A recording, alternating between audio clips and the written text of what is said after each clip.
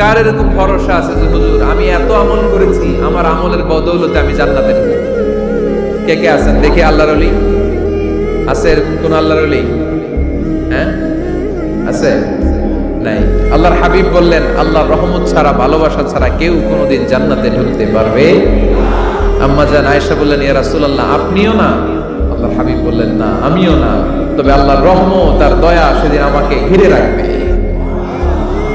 মান নুকিশা উযিবা, যার হিসাব আল্লাহ সেদিন চাইবেন সে ধরা খেয়ে যাবে। সব সময় আল্লাহর কাছে এই দোয়াটা যেন আমরা করি, আল্লাহ কিয়ামতের দিন তুমি আমার হিসাব নিও না, আল্লাহ তুমি আমার বিচার বসিও না, আল্লাহ তুমি দয়া করে আমারে মাফ করে দিও। আল্লাহ যার বিচার করবেন ও জাহান্নামে যাবে, আর যার বিচার করবেন না সে জান্নাতে যাবে। আল্লাহ যদি বিচার করে আর পাই টু পাই হিসাব নেয়, নামাজ পড়লি না কেন, রোজা রাখলি না কেন, মিথ্যা বললি কেন, খাদ্যে ভেজাল দিলি কেন, মাছে ফরমালিন দিলি কেন, যৌতুক খাইলি কেন, ঘুষ খাইলি কেন, উল্টাপাল্টা করলি কেন, জিনা করলি কেন, একটার পর একটা প্রশ্ন বানে যদি সেই ভয়ঙ্কর দিনে আল্লাহ আমাদেরকে জর্জরিত করে, আমাদের কোনো উত্তর আছে? সেদিন আমাদের বাঁচার কোনো উপায় আছে? তাই আমরা সবাই আল্লাহর কাছে দোয়া করবো, আল্লাহ কোনো বিচার টিচার মানি না, কোনো বিচার করতে পারবো না, দয়া করবা। কথা কয় না? কি করবে? এবার আওয়াজ করে বলেন, বিচার চান না দয়া চান? রোজ হাসরে হে আল্লাহ আমার করোনা বিচার, আল্লাহ করোনা বিচার, পড়েন আমিন। রোজ হাসরে হে আল্লাহ আমার করোনা বিচার, আল্লাহ করোনা বিচার, বিচার চাহি না তব দয়া চাহে এ গুনাহগার, আল্লাহ করোনা বিচার, পড়েন আমিন। তিনি যদি দয়া করেন তবেই আমরা জান্নাতে যেতে পারবো, ঠিক কিনা? এজন্য আল্লাহ বললেন আর রহমানু আল্লামাল কুরআন খালাকাল ইনসান আল্লামাহুল বায়ান। আমি হলাম রহমান। কাফেররা বলে রহমানকে জানি না, রহমানকে চিনি না। আল্লাহ বলে রহমান রে চিনে না, আমার নাম রহমান, আমি দয়ালু, আমি মেহেরবান, ঠিক কিনা? এজন্য প্রতিদিন সূরা ফাতিহায় দ্বিতীয় আয়াতটা আমরা কি পড়ি? আর রহমান আর রহিম, ঠিক কিনা? তিনি দয়ার সাগর, তিনি মায়ার সাগর। আমরা বললাম আল্লাহ ঠিক আছে আমরা বুঝেছি আপনি দয়ার সাগর, আর আপনি কি করেন? দ্বিতীয় আয়াতে আল্লাহ বললেন আল্লামাল কুরআন, আমি কোরআন শিক্ষা দেই। শুধু দয়ার সাগর হয়ে আমি আল্লাহ বসে থাকি নাই, তোমাদের হেদায়েতের জন্য আমি কোরআন নাযিল করে দিয়েছি। আল্লামাল কোরআন, আমি কোরআন শিক্ষা দেই। আমাদেরকে কোরআন শিখিয়েছে কে? বিশ্বনবীকে কোরআন শিখিয়েছে কে? আল্লাহ। এজন্য দুনিয়াতেও যারা কোরআন শিখায় তাদের মর্যাদা বাড়ায় দেয় কে?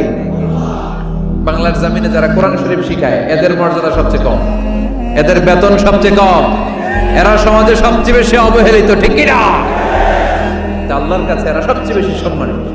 আল্লাহর হাবিব বললেন খায়রুকুম মান তাআল্লামাল কুরআন ওয়া আল্লামাহু, তোমাদের মধ্যে আল্লাহ তাআলার কাছে সবচেয়ে প্রিয় শ্রেষ্ঠ ওই মানুষটা যে নিজে কোরআন পড়ে আবার অন্যরে পড়ায় দেয়। সুবহানাল্লাহ পড়েন। আপনি যদি কাউরে শুধু সূরা ফাতিহাটা শিখান, কোন সূরা? সূরা ফাতিহাটা যদি শিখায় দেন, সে যতদিন সূরা ফাতিহা তেলাওয়াত করবে ওই তার তেলাওয়াতের একটা পার্সেন্টেজ সওয়াব আপনার আমলনামায় আছে না নাই? সে যদি আবার আরেকজনকে শিখায়, ওই লোক যদি আবার আরেকজনকে শিখায় দেয়, এরকম যতজনকে তারা শিখাবে প্রত্যেকের তেলাওয়াতের একটা পার্সেন্টেজ সওয়াব আপনার আমলনামায় ঢুকায় দিবে কে? এজন্য কোরআন নিজেও শিখবো, অন্যকেও শেখাবো। রাজি আছেন তো? আপনাদের এখানে মসজিদে কোরআন শিক্ষার আসর আছে নাকি? হ্যাঁ, এই যে বাড়ির পাশে যে একটা মসজিদ দেখলাম, কোরআন শিখায়। কিবার শিখায়? প্রতিদিন। কে শিখায়? ইমাম সাহেব। বেতন টেতন দেন তো? কত দেন? 1 লক্ষ মাসে? 5,000 বলে কি? এক একটা ইমামের কমসে কম 1 লক্ষ টাকা বেতন হবে, ঠিক কিনা? না খেয়ে না পড়ে অল্পতে তুষ্ট থেকে যারা শুকরিয়া করে এরা আমাদের আইম্মাতুল মাসাজিদ, মসজিদের ইমামরা, মসজিদের মুয়াজ্জিনরা। এক একটা মসজিদের মুয়াজ্জিনের গলা হবে এরকম বিশাল উঁচু, কিয়ামতের ময়দানে সবাই আমরা এর দিকে তাকায় থাকবো, কিরে ভাই তোর গলা উঁচু কেন? সে বলবে আমার এই গলা দিয়ে প্রতিদিন 5 বার আমি আযান দিয়েছি। কিয়ামতের ময়দানে ঠিকই সম্মানিত, দুনিয়ায় আমরা চিনলাম না ওনাদেরকে। এজন্য কোরআন শিক্ষার আসর জন্য আমরা গড়ে তুলি। তালিমুল কোরআন প্রজেক্ট লাগবে, শিশুদের কোরআন শিক্ষার আসর, নারীদের কোরআন শিক্ষার আসর, বয়স্কদের কোরআন শিক্ষার আসর। আমরা কোরআন শিখে মরতে চাই, কোরআন জেনে মরতে চাই। No excuse will be granted that day. সেদিন আল্লাহ কোনো এক্সকিউজ গ্রহণ করবে না। সব পারো, হিন্দি তো ঠিকই কইতে পারো, হিন্দিতে কথা কইতে পারে না ছেলেবেলারা? হিন্দি সিনেমা এমন দেখা দেখে হিন্দিতে কথা কইতে পারে, তো হিন্দি ভাষা বুঝতে পারলে শিখতে পারলে আরবি পারলা না কেন? কোনো এক্সকিউজ ওজর আপত্তি সেদিন আল্লাহ গ্রহণ করবে? শরীয়তপুরের ভাইরা, আসুন আমরা কোরআন শিখি, আসুন আমরা কোরআন পড়ি। প্রতিদিন একটা আয়াত হলেও কমপক্ষে আমরা যেন কোরআনের অর্থ পড়ি, বঙ্গানুবাদ পড়ি। রাজি আছেন তো?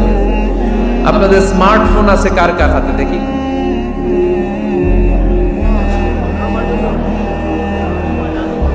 আপনারা কি অ্যানালগ? স্মার্ট আপনি? মাশাআল্লাহ। তোমরাও কি স্মার্ট? হ্যাঁ, ঠিক আছে, হাত নামাও, হাত নামান সবাই। তো এই যে স্মার্টফোন আসছে স্মার্ট বানাইতে, যেই ফোনের মধ্যে কোরআন নাই সে আনস্মার্ট, ঠিক কিনা? যার মোবাইলের ভেতরে কোরআনের অ্যাপস আছে, ডাউনলোড করে অ্যাপস রেখেছে, সেই হচ্ছে আসল smart. He is the real hero, he is the real smart. এজন্য মোবাইলের অ্যাপসের ভেতরে কোরআন ঢুকাইতে হবে। শরীয়তপুরের ছেলেরা খুব সহজ, অ্যান্ড্রয়েড সেট ইউজ করলে প্লে স্টোরে যাও, যে তুমি বাংলা কোরআন লিখো চলে আসবে। আইফোন যদি ইউজ করো অ্যাপ স্টোরে যাও, ওখানে যে বাংলা কোরআন লিখো চলে আসবে। সহজ। এত সহজ হওয়ার পরেও আল্লাহ কি বললেন আমরা যদি না শিখি, না জানি, আল্লাহ কি ক্ষমা করবে? যা বলার সব আল্লাহ বলে দিয়েছে এই কোরআন। এই কোরআনে শুরু হয়েছে বিসমিল্লাহির রহমানির রহিম দিয়ে, মানে বা দিয়ে। কি দিয়ে? চিল্লায় বলেন না, কি দিয়ে? বা দিয়ে।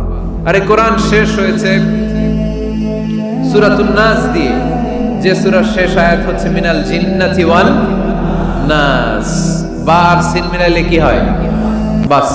এবার বাসে চড়া শরীয়তপুর শহরে যাব।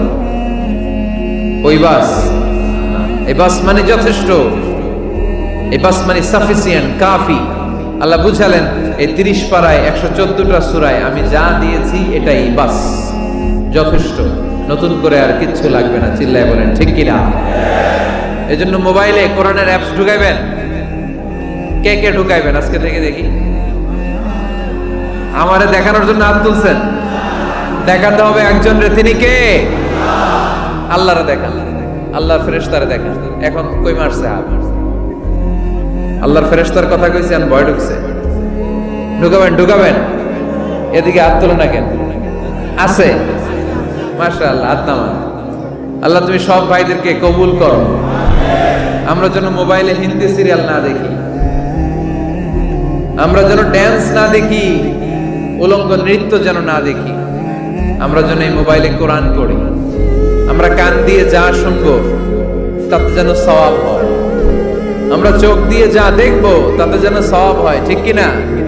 যেন কানে শুনি সদা তোমার কালাম, এ খোদা চোখে যেন দেখি শুধু কোরআনের আয়াত। শোনো আমার মুনাজাত, শোনো শোনো ইয়া ইলাহি আমার মুনাজাত, শোনো আমার মুনাজাত। পড়েন আমিন।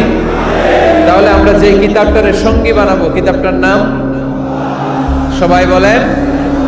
আমরা যে কিতাবটারে বন্ধু বানাবো, এই কিতাবটার নাম, এটা আল্লাহর কিতাব। এই কিতাব সংরক্ষণের দায়িত্ব নিয়েছে কে? এই কিতাবকে কেউ ধ্বংস করতে পারবে? এই কিতাবের পিছু লেগে কেউ সুবিধা করতে পারবে? এই কিতাবের তাফসীর কেউ বন্ধ করতে পারবে? কথা ছড়িয়ে পড়বে যুগ থেকে যুগ, যুগান্তরে, দেশ থেকে দেশ, দেশান্তরে, ঠিক কি না? এটা এমন কিতাব, এই কিতাবের পিছু লেগে লাভ নাই। এই কিতাবের বাণী ছড়িয়ে পড়বে গোটা বিশ্বময়। অনেকে অনেক ষড়যন্ত্র করেছে এই কিতাবকে ধ্বংস করে দেওয়ার জন্য। আমাদের এই খোদ ভারতবর্ষে ষড়যন্ত্র হয়েছিল। ব্রিটিশরা যখন চলে গিয়েছিল, ওরা প্ল্যান করেছিল এই কিতাবকে কি করে আমাদের থেকে ডিটাচ করা যায়, কেমন করে আলাদা করা যায়। এর একটা কমিটি করে দিয়েছে, আপনারা গবেষণা করে দেখেন এই ভারতবর্ষ থেকে কেমন করে কোরআন দূর করা যায়। তারা বুদ্ধি করে বলল, এক কাজ করি, কারণ তাদের কোরআনের কপিগুলো মসজিদ থেকে বের করে আমরা আগুন দিয়ে জ্বালাই দিব, তাইলেই কোরআন শেষ। কোরআনের কপি যদি আগুন দিয়ে জ্বালায় দেওয়া হয়, তাহলে তার পৃথিবীতে কোরআন থাকবে না? না থাকবে? যদি আগুন লেগে ধ্বংস হয়ে যায়, ধ্বংস হয়ে যায়, যদি আগুন লেগে যায়, পুড়ে যায় পৃথিবীর সব বইয়ের দোকান, বিশ্ব থেকে হারাবে না পবিত্র কোরআন, বিশ্ব থেকে হারাবে না পবিত্র কোরআন, ঠিক কি না? পরে দেখলো না রিসার্চে গন্ডগোল আছে, অ্যানালাইসিস ভুল, আবার নতুন কমিটি পাঠালো তারা ইংল্যান্ড থেকে, 33 সদস্য বিশিষ্ট কমিটি। তারা এসে গবেষণা করে দেখলো না, এই কোরআন আগুনে জ্বালাই দিলে কোরআন দূর হবে না। কারণ আমরা ভারতবর্ষের হেফজখানাগুলোতে যে দেখেছি, ছোট্ট বাচ্চারা মাথা দুলিয়ে দুলিয়ে কোরআন পড়ে। কোরআন তারা শুধু কাগজেই লিখে রাখে না, সিনার ভিতরে গেঁথে রাখে। ওই কোরআন মুসলমানদেরকে শিখিয়েছে কে?